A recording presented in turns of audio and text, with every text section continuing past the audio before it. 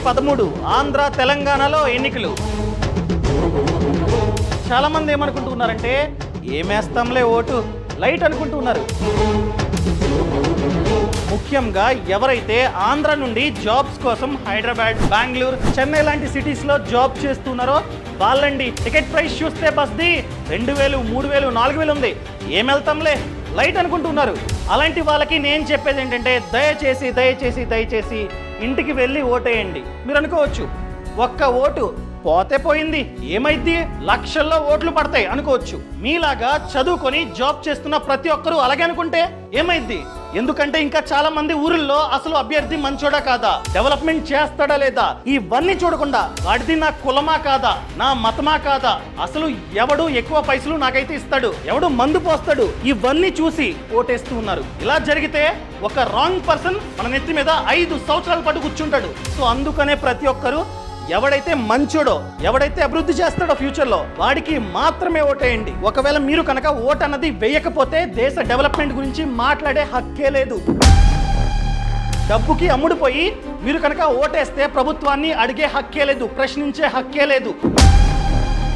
Even మీ ఇంటి ముందు road అన్నది బాగోకపోయినా మీరు అడగడానికి ఎటువంటి అర్హత మీకైతే లేనట్లే. మీరు అనుకోవచ్చు నేను బెంగళూరులో ఉన్నా, హైదరాబాద్లో ఉన్నా, చెన్నైలో ఉన్నా, ఇక్కడ రోడ్స్ బాగున్నాయి, డెవలప్మెంట్ ఉంది, నాకెందుకు, స్టేట్ ఎలాగుంటే అక్కడ ఎవడు సీఎం అయితే నాకెందుకు అనుకోవచ్చు.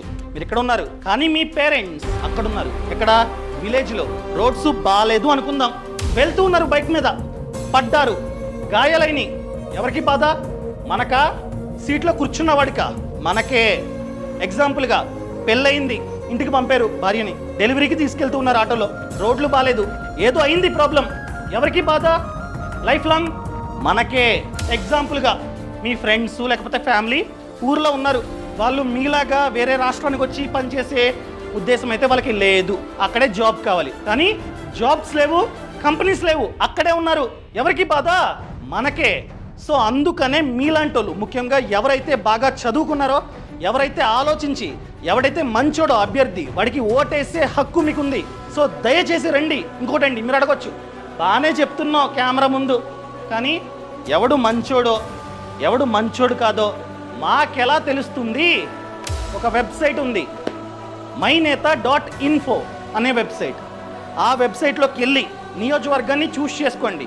ఎవరెవరైతే పోటీ చేస్తున్నారో వాళ్ళ యొక్క సమాచారం అంతా ఉంటుంది. చూడండి ఎన్ని కేసులు ఉన్నాయి, మంచోడా కాదా, ఇంతకుముందు ఎన్ని ప్రాబ్లమ్స్ని సాల్వ్ చేశాడు, ఎన్నిసార్లు అసెంబ్లీలో, లోక్సభలో మాట్లాడాడు, వాడు మాట్లాడడం వల్ల ఎన్ని ప్రాబ్లమ్స్ సాల్వ్ అయ్యాయి, ఇవన్నీ చూడండి. దాంతోపాటు ఆస్తులు, ఇంతకుముందు ఎంత ఆస్తి ఉంది, ఇప్పుడు ఎంత ఉంది, ఎంత పెరిగింది ఆస్తి, ఆ రేంజ్లో పెరిగిందంటే ఎప్పుడు పెరగలేంది, వాడు ఏదో చేస్తున్నాడు, ఇవన్నీ చూడండి. మంచోడైతే మాత్రమే ఎన్నుకోండి. అండ్ అదేవిధంగా మీరు అనుకోవచ్చు నేను ఒక పార్టీకి సపోర్ట్ చేస్తున్నా అని చెప్పి, లేదు, నేను ఏ పార్టీకి సపోర్ట్ చేయట్లా, నాది ఏ పార్టీ కాదు, అందరూ తినేవాళ్ళే, ఒప్పుకుంటా నేను కూడా, అందరూ తినేవాళ్ళే. కానీ నేను చెప్పేది ఏంటంటే వాళ్ళల్లో మంచివాడిని మీరైతే చూస్ చేసుకోండి అని చెప్తున్నా. మీరు వేసే ఓటు ఎలా ఉండాలంటే 5 సంవత్సరాల పాటు అన్నం పెట్టాలి, అంతేగాని 1 సంవత్సరం మాత్రమే బిర్యానీ పెట్టి మిగతా 4 సంవత్సరాలు వదిలేసేటట్టు ఉండకూడదు, ఫస్ట్ ఉండకూడదు. అలా ఉండాలి మీరు వేసే ఓటు. అండ్ అదేవిధంగా మీరు వేసే ఓటు ఎలా ఉండాలంటే సంక్షేమం, అభివృద్ధి రెండు సేమ్గా ఉండాలి, అంతేగాని సంక్షేమం మాత్రమే ఉండి డెవలప్మెంట్ తక్కువ ఉండకూడదు. నేను చెప్పేది ఏంటంటే మంచిగా డెవలప్మెంట్ జరుగుతూ ఈ అభివృద్ధి నుండి వచ్చే ఫలం లేదా ఫలితం సంక్షేమానికి యూజ్ అవ్వాలి, అలా చేయాలి.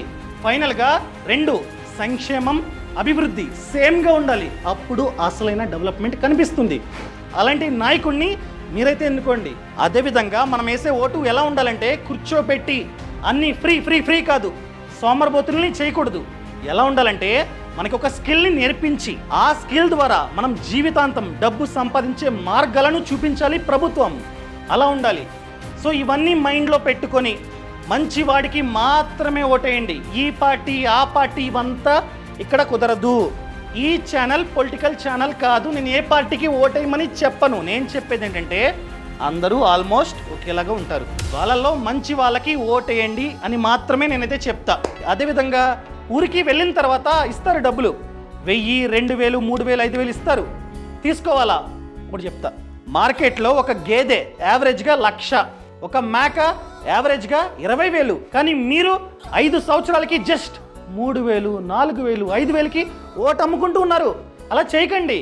ఇస్తారు వాళ్ళకేం పోయింది, అమ్ముకుంటారు. ఎకరం 2 ఎకరాలు 3 ఎకరాలు అమ్ముకొని ఇస్తారు డబ్బులు.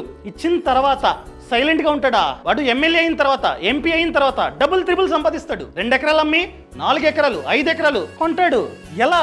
స్కామ్స్ అవి ఇవి. మనమే ఇస్తున్నాం ఛాన్సు. సో ఆలోచించి మీరైతే ఓటేయండి.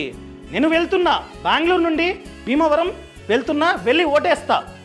మీరు కూడా ఖచ్చితంగా ఓటేయండి. అండ్ బస్ ఇప్పుడే బుక్ చేసుకోండి. నా మాట విని బుక్ చేసుకొని ఓటేయండి మంచివాడికి. జై హింద్.